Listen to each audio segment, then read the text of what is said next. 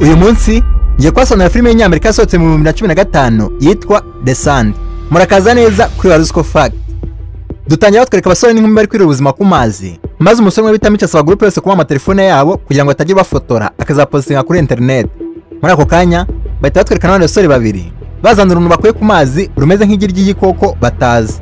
Ku munsi ukurikira batwereka buri couple ukwayo, Mico ari kumwe na Kelly, Chanda hamwe na Jonas, naho Vince ari kumwe na Ron. Kelly yasabye ukaranje abona igisiga cyafatiwe mu mucanga mu gihe kiri gutekereza uburyo yagifasha gitagikurwa n'ikintu kitazwi kirarigita. Kelly nubwo bwinshi yatahindukira ngo abure bagenzi be gusasanga umukobwa w'inshuti ye bita Marsha amaze gukandagira mu mucanga. Marsha yasatangira kuvuza induru asaba ubufasha abantu bose, inshuti ze zimubajije icyo abayavuga ko ari gukurwa n'ikintu atazi. Vince agiye kumukiza abantu bose baramubuza gusa nyamwanga kumva birangiye yagiye mu mucanga. Vince agikandagira mu mucanga nawe yahise afatwa, barangije batwereka Marsha atakigaragara mu mucanga wamumize. Vince nawe mu babare bwinshi atangira kuvuza induru asaba ubufasha, batwereka n'umusaya we wose umuvaho aho kanya nawo mucanga uhita umumera. Groupe yahise itangira gupanga uburyo yava kuri uyu mucanga, bashatse amatelefone yabo ngo asaba ubufasha bibuka ko Mico yashyize muri buti y'imodoka. Jonas nawe atangije imodoka bateri yayiranga kubera ko baraye bacanye amatara y'imodoka ijoro ryose. Groupe yabonye ko igiye gura ku mucanga nta butabazi maze batangira kwiheba, aho kanya Nyamuni nawe yarasinze arakanguka. Yisanze mu kigunguru cy'imyanda atangira gutuka inshuti ze zamushyizemo, gusa agiye kuvamo amubwira story yose yo mucanga, baramubeshya ko bahamagaje ubutabazi uri hafi kuza kuhafata. Kelly na Mico bahise bafatana barangije basubira mu nzu. Jonas ari mu modoka asigara bareba n'agahari kenshi. Chanda amubwira ko agomba kwibagiza Kelly nimba ashaka ko bakomezanya, duhita tumenya ko Jonas na Kelly ari aba ex batandukanye vuba. Twihuse batwereka groupe iri kwibaza umudayimoni wateye umucanga, barangije banavumbura ko bagenzi babo bose baraye hasi bariwe, maze Kelly ako kanya abona rwa rugi rwasadutse. Groupe yahise imenya ko ikintu kiri kuba ryari inyamaswa yavukiye muri kiriya kigi. Kelly arangije anavumbura ko nimba cyavutse nijoro kikiri icyana. Kelly atinze ahita mu zazana za sosi atangira kuzinaga mu mucanga agira ngo arebe ingano y'inyamaswa. Gilbert yarapinze abonye umucanga umirinyoni arangiye agira ubwoba. Ronnie nawe arangije abwira Kelly ko ari kwangiza sosiso kandi nta bindi biryo bafite. Nyuma akanya bagerageza Mico ajugunya sosiso ku rundi ruhande, ku bw'amahirwe basangaho inyamaswa itahagera. Aho kanya groupe yahise itangira gupanga uburyo yagera ku rundi ruhande inyamaswa itabafashe, maze Jonas afata surfboard biratangira kuzigenderaho. Habura gato ngo agere ku rundi ruhande inyamaswa ikura surfboard yarimo agenderaho, bituma Jonas agwa afashe ku ntebe. Inyamaswa yahise iva mu butaka irangiye mutera uburozi mu nda. Jonas ageze ku ntebe atangira kumva ububabare budasanzwe. Kelly aramwihanganisha anamusaba ko yaboreza amazi ari mu gikapu. Jonas yafunguye igikapu agira ngo akuremo amazi maze umuneke uhitugwa. Nyuma akanya Jonas abonye umuneke udatebe ahita awufata, asuzuma ikintu cyatumye udatebe asanga ari uko aguye mu ivu. Jonas yahise asimbukira mu ivu arangije avumbura ko inyamaswa itinya ivu n'umuriro, gusa nyuma akanya bwa burozi bwinjiye mu nda ye butangira kwishwanyagura. Jonas mu buribwe bwinshi afata amazi ajugunyira bagenzi be, we ahita yiryamira ku ntebe. Twihuse batwereka inyamaswa ikurura surfboard n'amapine y'imodoka, maze groupe imenya ko inyamaswa iri gukura cyane kandi ko nibatinda hano iraza kwica bose.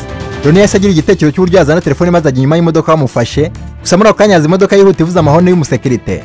Ronnie yari busy na buti y'imodoka iramukanga bituma anyerera, buti y'imodoka ihita imurya intoki. Umusekirite yahise abagarara ababwira ko iyi beach ifunze itemerewe gukoreshwa, maze groupe nayo imusaba kuguma mu modoka kuko umucanga uri kurya abantu. Umusekirite asohotse akandagiye mu mucanga utamuriye, groupe ihita imenya ko arinzwe n'inkweto ze. Umugabo yahise atangira kubashinja gukoresha ibiyobyabwenge arangije ababwira ko agiye kubafunga bose, asabye Mico na Kelly kumanuka babyanze babwira ko agiye gukoresha spray iryana mu maso. Agiye kwifata aribeshya ajugunya imfunguzo hasi, agishyira ikiganza cye mu mucanga gihita gifata. Umusekirite yahise atangira gusaba ubufasha maze Kelly amugira inama yo gukoresha spray ye. Umugabo akikoresha ko birakunda igisimba gihita kimureka. Akuyemo ukuboko ko abonye ko abaye igiceta atangira kuvuza induru, maze urusimba ruhita rwongera ruramukurura birangira rumwe. Twihuse Mico yabwiye bagenzi be ko afite plani, arangije yambara siripasi abacanda isume kugira ngo yizengurutse ku birenge ubundi yiruke mpaka no ku modoka y'umusekirite. Chanda yahise anagira Mico isume gusa agiye kwifata burabalance ahita agwa mu mucanga. Mico n'ubwo bwinshi atangira kurira igisimba kiri kumushwanyagura. Kelly nawe utari ufite icyo gukora kindi ahita yiga umutwe abwira Chanda ko bagiye kugendera ku biti mpaka no ku modoka. Kelly yahise asimbukira mu modoka arangije kwita Chanda amuzaba kumutwara umugabo. Chanda nk'umuntu washaka koroshya ibibazo aramureka birahita.